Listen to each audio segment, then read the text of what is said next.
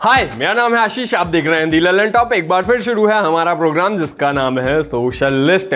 आज दिन है शुक्रवार का। ये हफ्ता बीत रहा है। उम्मीद करता हूँ ये हफ्ता वैसा ही गया होगा जैसा आपने सोचा था। मेरा भी बिल्कुल वैसा ही गया है। देखिए इस वीडियो में। ओम श्री यमुनाय नमः। भाई आज पानी नहीं है, पागल बना दिया तुमने मुझे यार। और अगर आपका हफ्ता इतना बुरा नहीं गया है और अच्छा गया है तो आप नाच सकते हैं कुछ ऐसे।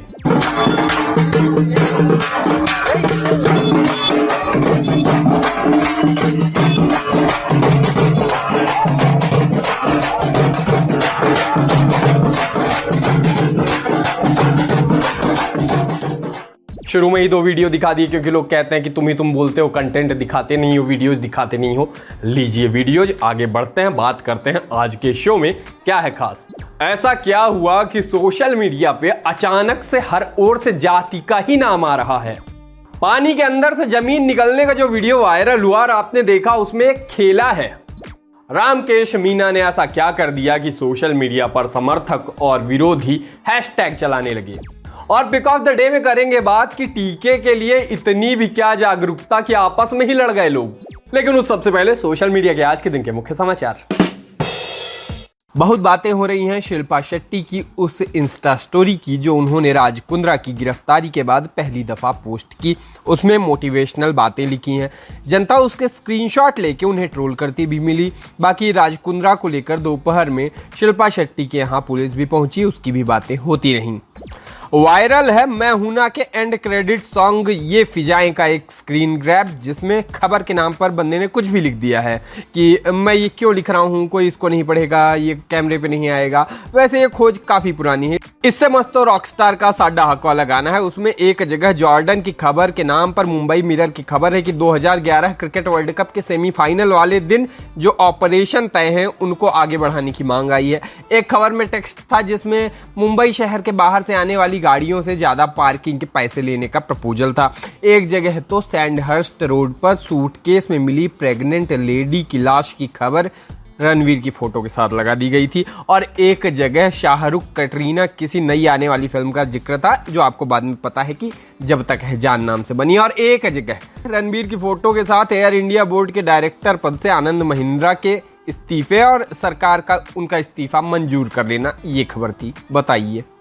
ट्विटर पर मोहम्मद फ्यूचर वाला ने डाला एक वीडियो जो अब वायरल हो रहा है। नजर आ रहा है कि एक बच्चे को बर्गर ना देने की बात कह के टीज किया जा रहा था और वो बमक गया। वीडियो के अंत में उसने मुंह फेर लिया और कहने लगा कि अब मैं भूखा ही सोऊंगा। अब बच्चे की यह नाराजगी लोगों को पुराने दुख याद दिलवा रही है कि जब उनकी बात नहीं मानी जाती थी।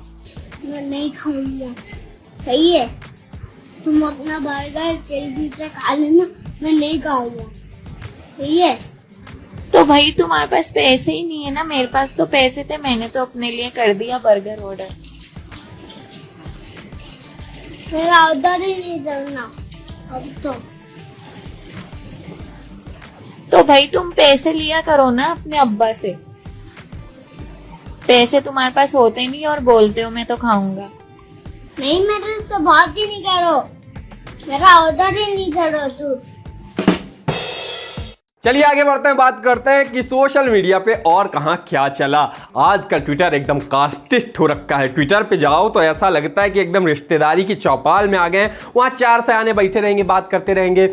हमारी बिटिया का ब्याह वहाँ हुआ है, हमारी बहू वहाँ से आई है, वो हमसे नीचे हैं, वो हमसे ऊपर हैं, हम उनके पैर छूते हैं, ये हमारे पैर नहीं छूते हैं।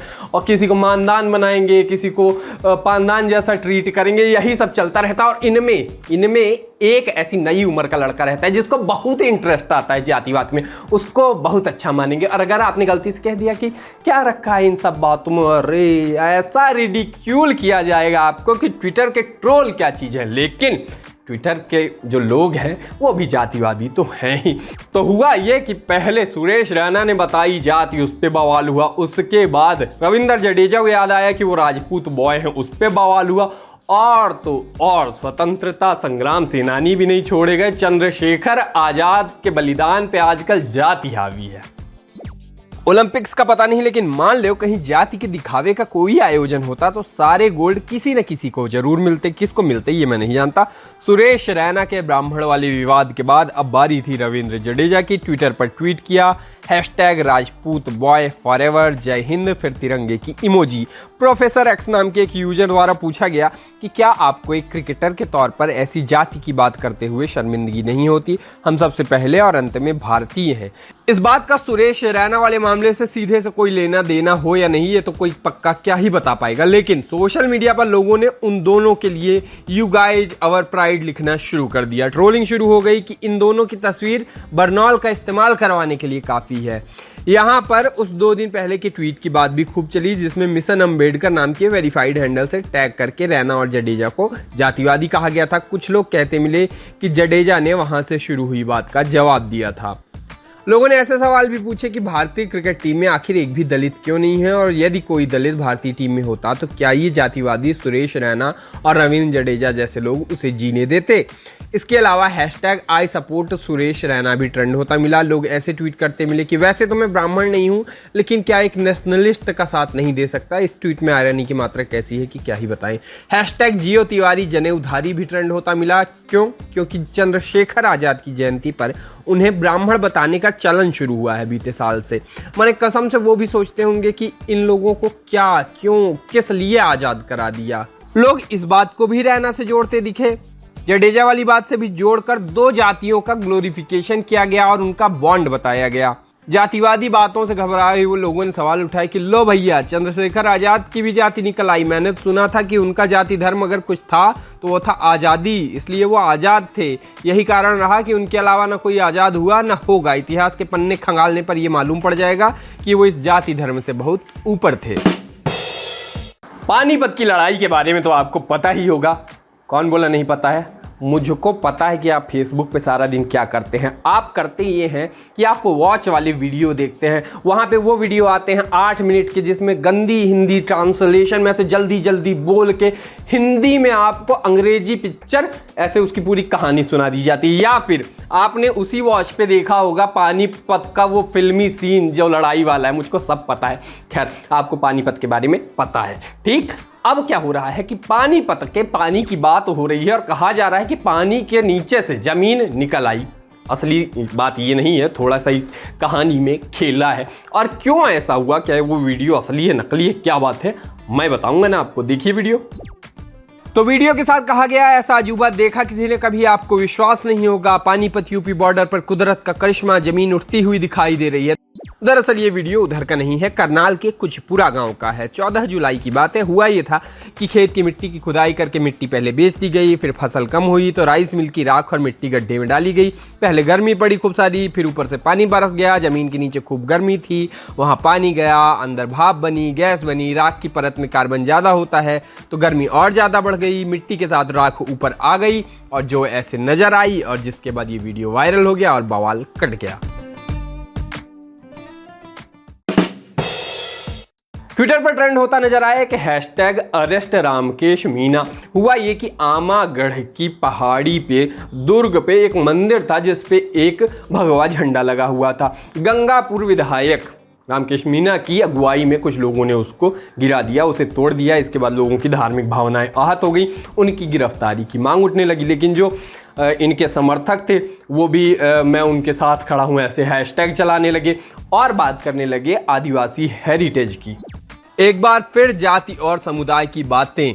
उस मौके की वीडियो ट्विटर से फेसबुक तक वायरल है। बताया गया कि रामकेश मीना कांग्रेस समर्थित निर्दलीय विधायक है, इसलिए लोगों ने लिखा श्री राम लिखे भगवा ध्वज को हजारों की भीड़ के सामने फाड़ने वाले राजस्थान के विधायक रामकेश मीना को तुरंत गिरफ्तार किया जाना चाहिए।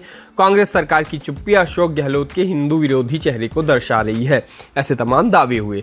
लोकल फैक्टर्स के चलते कई किस्म की बातें हुई, बात पुलिस तक भी पहुंची। रामकेश मीना और उनके समर्थकों का कहना है कि आमागढ़ की पहाड़ी पर मीणा समुदाय की देवी का मंदिर है, वहां भगवा झंडा क्यों फहराया गया, ऐसी बातें लिखी गई। पुरातत्व विभाग की पुरानी होर्डिंग्स के साथ दावा हुआ कि आदिवासी धरोहर है।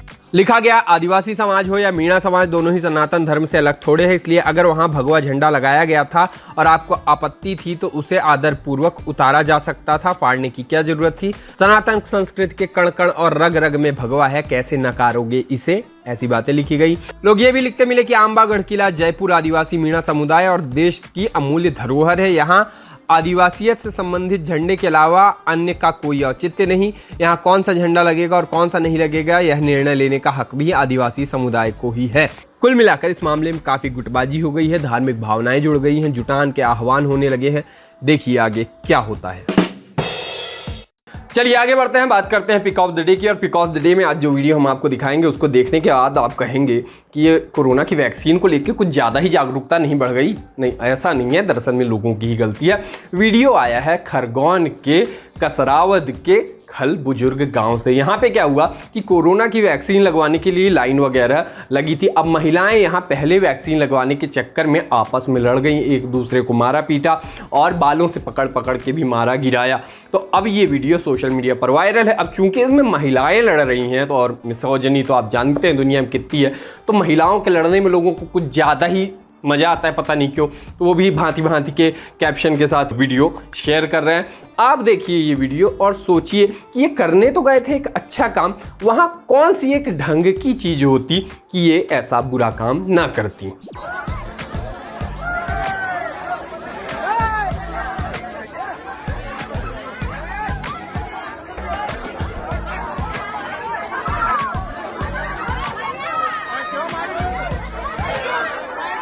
बाकी आज के सोशल लिस्ट में इतना ही। अब 2 दिन की छुट्टी, सोमवार को होगी मुलाकात। तब तक के लिए मैं चला, टाटा।